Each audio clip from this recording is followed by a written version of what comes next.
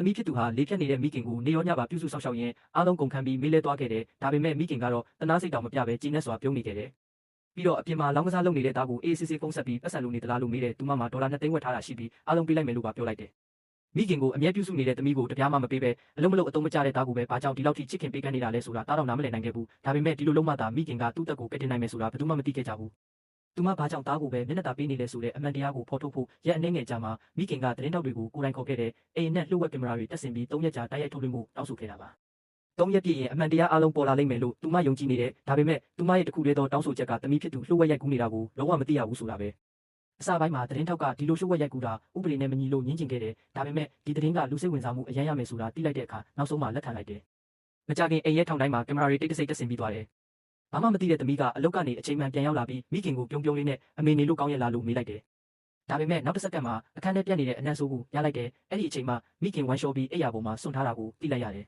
။သမီးရဲ့မျက်လုံးတွေချက်ချင်းမြည်ရဲလာပြီးညကအမေကိုမထကြည့်မိတာငါအမှားပဲလို့ကိုအပြစ်တင်နေခဲ့တယ်။တိုက်ရိုက်ထုတ်လွှင့်မှုကိုကြည့်နေတဲ့သူတွေကသမီးရဲ့မိဘအပေါ်တစ္ဆာရှိမှုကိုအားလုံးချီးကျူးခဲ့ကြတယ်။ဒီလိုချိန်နေမှာလူများစုဆိုရိုရှာကြမှာပေမဲ့သူမရဲ့ပထမဆုံးတုံ့ပြန်မှုကကိုအပြစ်တင်တာဖြစ်နေခဲ့တာပါ။ဒါပေမဲ့မိခင်ရဲ့အေးဆက်ပြီးခန်းစားချက်မဲ့တဲ့မျက်နှာကကြည့်ရှုသူတိုင်းကိုဒေါသထွက်စေခဲ့တယ်။ဒီအမေကသမီးကိုလုံးဝမငဲ့ကွက်ဘူးလို့ဝေဖန်ခဲ့ကြတယ်။သမီးကမိခင်ကိုတန်ရှင်းပေးဖို့ရေချိုးကန်းစီတဲဖို့စူးစမ်းပေမဲ့ပိန်ဒီတဲ့ကိုခန္ဓာနဲ့မနိုင်ဘူးဖြစ်နေတယ်။အဲ့ဒီချိန်မှာအလုံးမရှိပဲရှောက်သွားနေတဲ့ညီလေးကတချင်းချင်းရင်အိမ်ပြန်လာတဲ့အိတ်ခမ်းထဲကအနံ့ဆိုးကိုရတာနဲ့နှာခေါင်းနဲ့ပါးစပ်ကိုချက်ချင်းပိတ်လိုက်တယ်။သမီးကတစ်ချက်လောက်ကူပေးပါလို့တောင်းဆိုပေမဲ့ညီကလှည့်ထွက်သွားခဲ့တယ်။ဒီမြင်ကွင်းကြောင့်လက်ချက်မှာမှတ်ချက်တွေပောက်ကွဲသွားခဲ့တယ်။လူတိုင်းကမိခင်ကိုတစ္ဆာရှိတဲ့သမီးကိုနှိပ်စက်ပြီးကိုကျိုးပဲကြည့်တဲ့သားကိုတော့မျက်စိမိတ်အလိုလိုက်နေတယ်လို့အပြင်းထန်ဝေဖန်ခဲ့ကြတယ်။နောက်ဆုံးမှာသမီးကသွားကြိတ်ပြီးမိခင်ကိုတယောက်တည်းရေချိုးကန်းစီတဲသွားခဲ့ရတယ်။တနေ့လုံးပင်ပန်းနေပေမဲ့ညဘက်ရောက်တော့မိသားစုအတွက်ဟင်းအပြည့်ချက်ပြုတ်ထားတယ်။ဒါပေမဲ့မိခင်ကစိတ်မလှုပ်ရှားပဲပကံကူတောင်လက်နဲ့ရိုက်ချလိုက်တယ်။ပြီးတော့သားကိုပြုံးလေးနဲ့စပွဲပေါ်ကကိမုံယူပေးပါလို့ပြောတယ်။ဒါပေမဲ့သားကအဲ့ဒါကျွန်တော်စားဖို့ဝယ်ထားတာလို့ပြန်ပြောလိုက်တယ်။သမီးကတော့အမေအရင်ထမင်းစားလိုက်ပါပြီးရင်သမီးကိမုံသွားဝယ်ပေးမယ်လို့ချော့ပြောပေမဲ့မိခင်ကလုံးဝလစ်လူရှုထားခဲ့တယ်